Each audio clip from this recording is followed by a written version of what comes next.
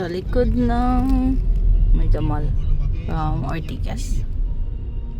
Nice. Ay nagtatrabaho sa isang karinderya at ang papa ko naman ay sa pagkatrabaho bilang tricycle driver kami binubuhay. May mga panahon kapos kami sa pera. Parang yan yata yung San Miguel building. Ha? No? Yan nga, San Miguel building.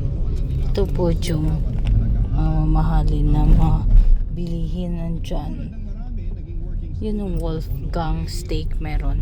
Hindi ko rin po makakalimutan noong nagsisimula ng sumikat ang mga cellphone na may Yan is San Miguel Corporation. Doon yung Mega Mall. Ito yung podium, mamahalin na mga nakatingin at napapangarap na sana'y magkaroon. Kaya naisip ko pong mag-ipon para makabili rin. Ilang years na ako nakapat na Mega Mall. Ang tagal na. Pero ang laki, may building na sa tabi niya di. Dati wala. Grabe yung building, ang tatas.